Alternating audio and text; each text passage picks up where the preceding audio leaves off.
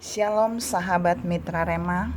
Hari ini 15 Mei 2021 kita akan sama-sama mendengarkan firman Tuhan yang terambil dari Markus 4 ayat yang ke-36 dan ayat yang ke-37 yang berkata demikian.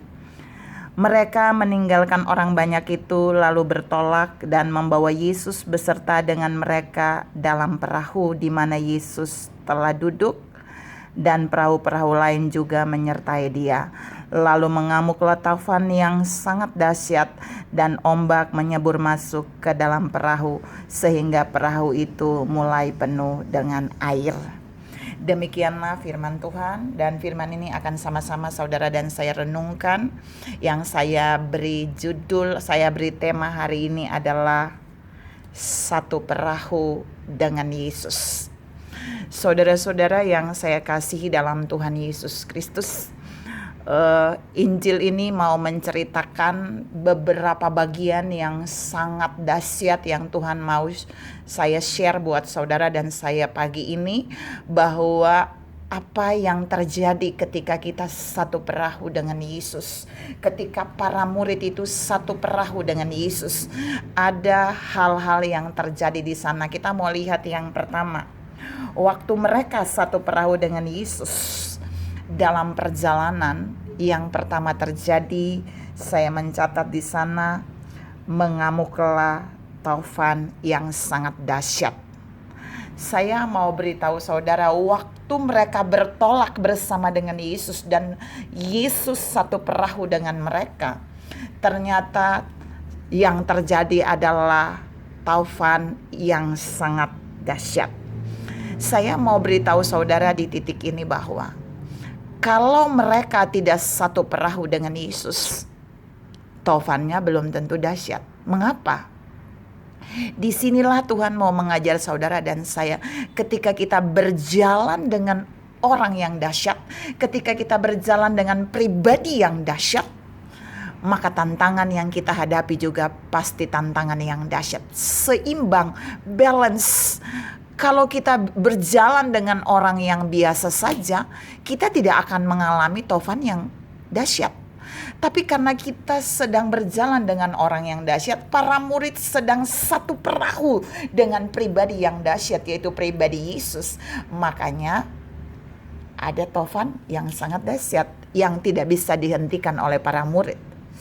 Saudara-saudara yang saya kasih dalam Tuhan Yesus Kristus, hal yang sama mau dikatakan buat saudara dan saya. Jika saudara dan saya dalam kehidupan ini, perahu kehidupan keluarga kita, perahu kehidupan pelayanan kita, perahu kehidupan pekerjaan kita, perahu kehidupan masa depan kita, jika kita berjalan dan kita satu perahu itu bersama Yesus yang adalah dahsyat, kita tidak akan pernah luput dari taufan yang dahsyat. Tapi taufan yang dahsyat itu tidak akan bisa menghancurkan kita, karena kita berjalan, karena kita satu perahu dengan pribadi yang dahsyat. Saudara-saudara yang saya kasih dalam Tuhan Yesus Kristus, yang terjadi ketika para murid satu perahu dengan Yesus, poin yang kedua, yang terjadi ternyata ombak menyebur masuk ke dalam perahu. Jadi kalau tadi taufan itu dia tidak masuk ke dalam, tapi mereka merasakan dia menghantam perahu itu. Tapi yang kedua, ombak itu menyebur masuk ke dalam perahu. Kalau kita kebayang kita ada di laut, dan tiba-tiba gelombang itu besar, itu menyebur sampai ke badan, sampai ke wajah kita. Air itu masuk ke dalam perahu, menyembur, itu terpercik pada kita, dan itu kuat sekali. Saudara tahu, ketika saudara dan saya satu perahu bersama Yesus, terkadang ada percikan-percikan gelombang yang menghantam kita. Terkadang ada percikan-percikan gelombang yang menyebur menghantam kita, menghantam pekerjaan kita, menghantam pelayanan kita, menghantam keluarga kita, menghantam rohani kita, menghantam ekonomi keuangan kita, menghantam kesehatan kita. Tapi kita harus ingat, kita masih tetap satu perahu bersama pribadi yang dahsyat. Kita tidak boleh takut, kita tidak boleh takut, kita tidak boleh khawatir, kita tidak boleh putus asa. Sekalipun ombak itu menyembur menghantam kita, menghantam seluruh pekerjaan, pelayanan, keuangan, ekonomi, rumah tangga kita. Tapi kita harus tahu kita sedang ada satu perahu dengan Yesus. Kita sedang ada satu perahu dengan pribadi yang luar biasa. Yang ketiga, waktu para murid satu perahu dengan Yesus, yang terjadi adalah Alkitab berkata perahu mereka mulai penuh dengan air. Maksudnya apa? Jadi gelombang air yang menyembur masuk ke dalam perahu menghantam mereka, tapi air itu makin lama makin banyak di dalam perahu. Mereka menjadi tidak nyaman ketika perahu itu sudah mulai dipenuhi dengan air. Tandanya kalau mereka tidak segera mengeluarkan air itu, maka mereka akan perlahan-lahan tenggelam. Tuhan mau katakan buat saudara dan saya hari ini bahwa terkadang masalah, tantangan itu mau terlihat menenggelamkan saudara dan saya, membuat saudara dan saya makin seperti tenggelam di dalam masalah. Tapi Tuhan mau ingatkan saudara dan saya, kita tidak akan bisa tenggelam karena kita sedang berada satu perahu dengan pribadi yang dahsyat itu. Saudara-saudara yang saya kasih dalam Tuhan Yesus Kristus, para murid memang tidak bisa melakukan apa-apa hari itu karena ada 3 tantangan yang mereka hadapi, yaitu tofan yang menghantam perahu mereka, ombak yang menyembur masuk menghantam badan mereka, wajah mereka, dan kemudian air yang mulai penuh di dalam perahu. Saudara-saudara yang saya kasih dalam Tuhan Yesus Kristus, tapi poin yang keempat yang mau saya share buat saudara, waktu kita satu perahu dengan Yesus, sesungguhnya kita sedang satu perahu dengan firman yang meneduhkan badai. Kok bilang gitu ya? Bukankah Yesus berkata dia adalah firman itu sendiri? Bukankah Yohanes menulis di dalam Yohanes 1 bahwa dia adalah firman yang menjadi manusia? Jadi Yesus adalah firman yang menjadi manusia, dan firman itulah yang ada satu perahu dengan para murid, dan firman itulah yang berkuasa untuk meneduhkan badai.